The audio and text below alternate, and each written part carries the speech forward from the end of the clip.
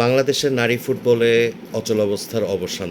অধিনায়ক সাবিনা খাতুনের নেতৃত্বে দেশের শীর্ষ ১৮ নারী footballer English coach James Peter বাটলারের বিরুদ্ধে বিদ্রোহ করে যে অনুশীলন বয়কটের ডাক দিয়েছিলেন সেটার আজ সমাপ্তি ঘটেছে। বাফুফের নারী উইংয়ের প্রধান মাহফুজ আক্তার কিরণকে তারা জানিয়েছেন যে তারা অনুশীলনে যোগ দিতে চান। তবে এ মাসের শেষে সংযুক্ত আরব আমিরাতের বিপক্ষে যে দুটি আন্তর্জাতিক প্রীতি ম্যাচ খেলার কথা বাংলাদেশ নারী ফুটবল দলের, সেই ম্যাচের জন্য স্বাভাবিকভাবেই এই ১৮ ফুটবলার বিবেচিত হবেন না।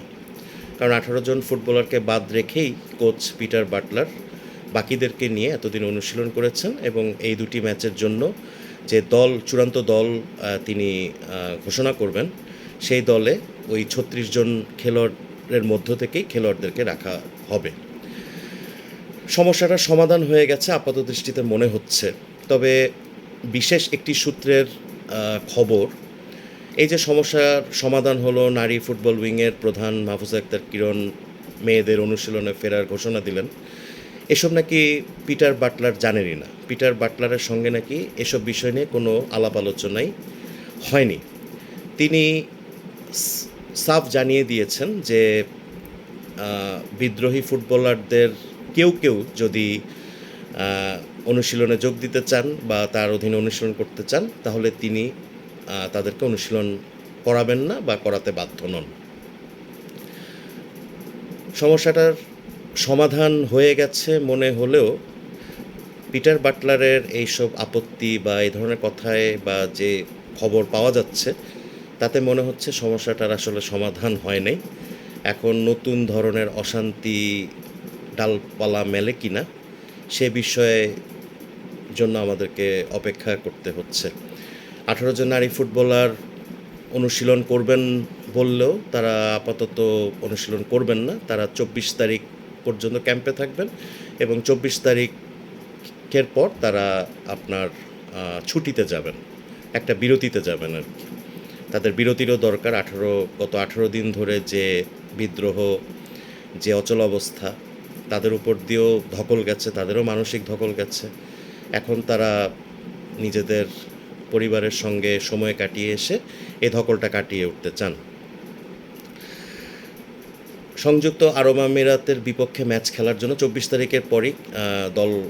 তারিখের পরই দল গঠন হওয়ার কথা, দল ঘোষণা হওয়ার কথা এবং এরপরই তারা বাংলাদেশ দল সংযুক্ত আরব আমিরাতের উদ্দেশ্যে রওনা দেবে। এদিকে নারী ফুটবল উইংয়ের প্রধান মাহফুজা আক্তার কিরণ একটা সুখবর দিতে এসে নতুন করে বিতর্ক উস্কে দিয়েছেন, নতুন ধরনের বিতর্ক উস্কে দিয়েছেন। সেটা হচ্ছে যে নারী উইং নাকি পিটার বাটলারকে কোচ হিসেবে চায়নি।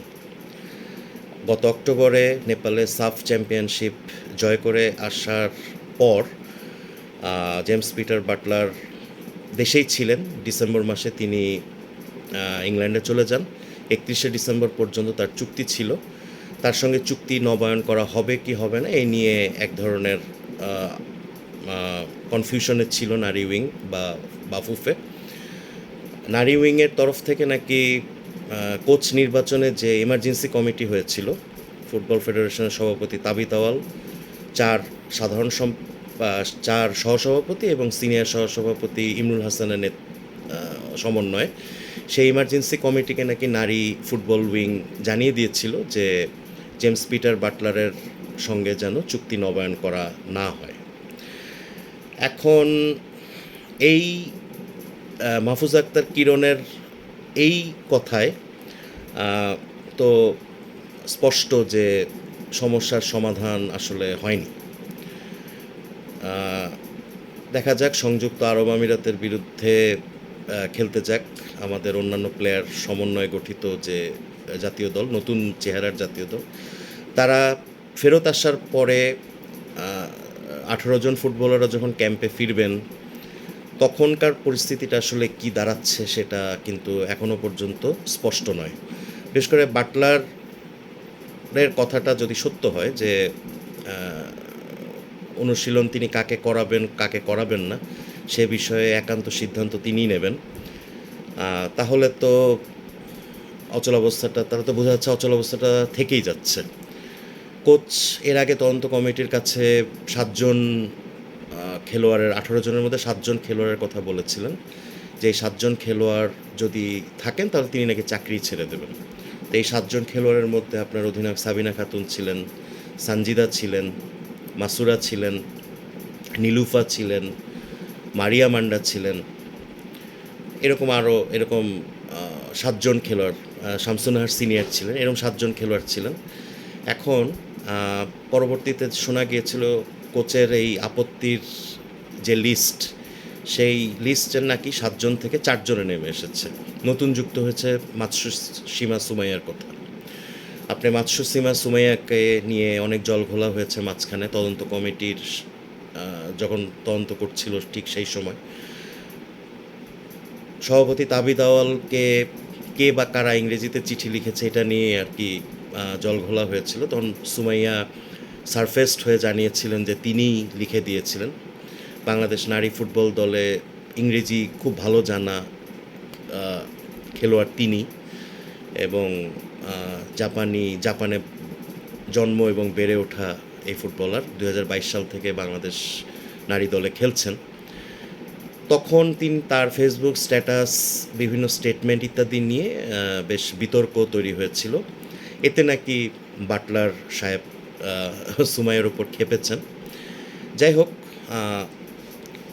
আপাতত এই সমস্যাটার সমাধান হয়েছে।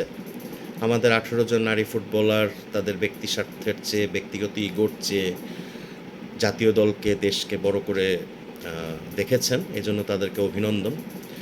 তবে একটা প্রশ্ন এখানে থেকে যায়, কোচের সঙ্গে যে খেলোয়াড়দের দ্বন্দ্ব, একটা সমস্যা চলছে দলে, এটা প্রকাশ্যে আসে নেপালের সাফ চ্যাম্পিয়নশিপ চলার সময়। আপনারা জানেন যে বাংলাদেশ প্রথম ম্যাচে পাকিস্তানের সঙ্গে হাঁটতে হাঁটতে বেঁচে গিয়েছিল।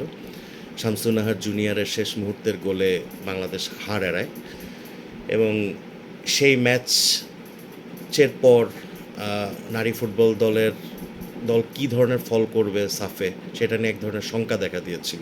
সবার মধ্যে একটা আশঙ্কা তৈরি হয়েছিল। ওই ম্যাচের পরের দিন নেপালে সাফ চ্যাম্পিয়নশিপ কাভার করতে যাওয়া সাংবাদিকদের কাছে দলের অন্যতম সিনিয়র খেলোয়াড় মনিকা চাকমা বলেছিলেন যে কোচ বাটলার সিনিয়র খেলোয়াড়দেরকে পছন্দ করেন না, এবং তার ওই কথায় ওই সময় তোলপাড় হয়েছিল এবং কোচের সঙ্গে খেলোয়াড়দের দ্বন্দ্বের বিষয়টি সামনে এসেছিল।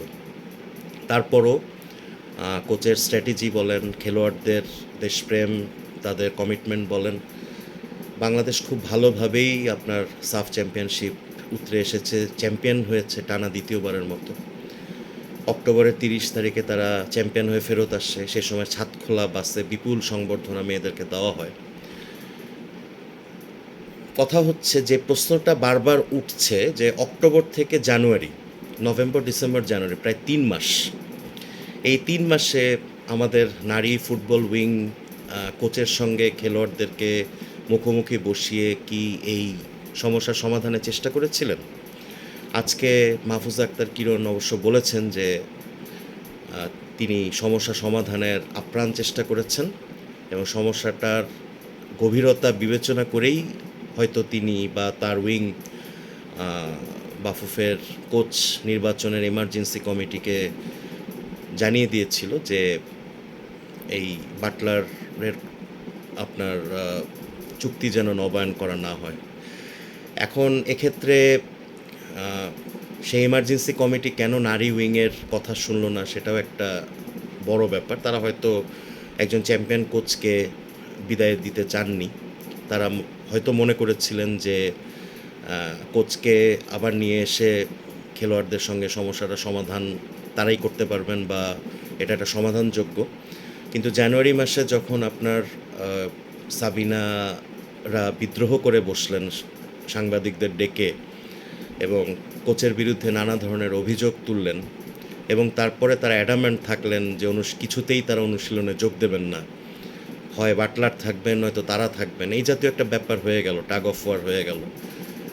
তখন আসলে সবার মধ্যেই, সচেতন ফুটবল প্রেমী সবার মধ্যেই এই প্রশ্নটা জেগেছে যে আসলে নারী ফুটবল উইং এই সমস্যার সমাধানে কি করেছে।